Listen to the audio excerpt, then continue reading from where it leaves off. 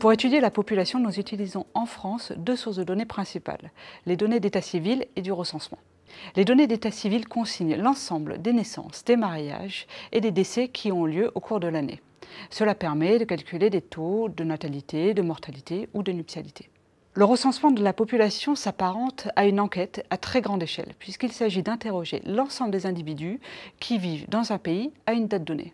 Cela permet de connaître la taille de la population, mais aussi sa répartition par âge, sexe, statut migratoire ou état matrimonial.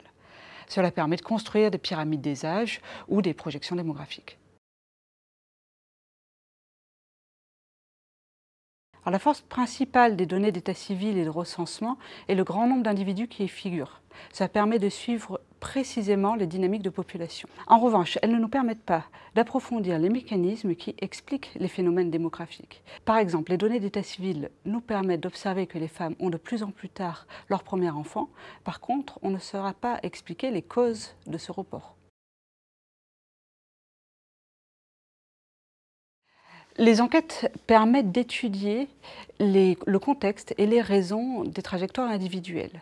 Elles portent sur des sujets aussi divers que l'histoire conjugale, l'imbrication entre la vie professionnelle et la vie familiale ou le parcours migratoire, pour n'en citer que quelques-uns. Il existe deux types d'enquêtes. Les enquêtes quantitatives portent sur plusieurs milliers d'individus à qui on pose de nombreuses questions. Les individus interrogés sont sélectionnés au hasard, soit dans l'ensemble de la population, soit dans certains groupes, comme par exemple les personnes âgées ou les personnes issues de l'immigration. Les enquêtes qualitatives consistent en des entretiens plus personnalisés. Cela permet d'aborder en profondeur certaines questions qu'il serait difficile d'aborder par questionnaire.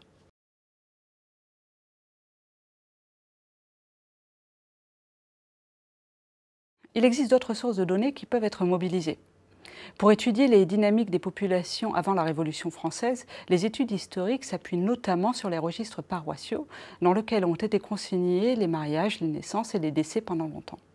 Aujourd'hui, on utilise de plus en plus souvent des données administratives, même si elles n'ont pas été construites à des fins de recherche.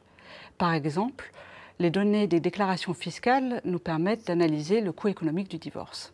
À l'heure d'Internet et du Big Data, on collecte des données sur le web, ce qui permet soit de poser de nouvelles questions, soit d'apporter des nouvelles réponses à d'anciennes questions.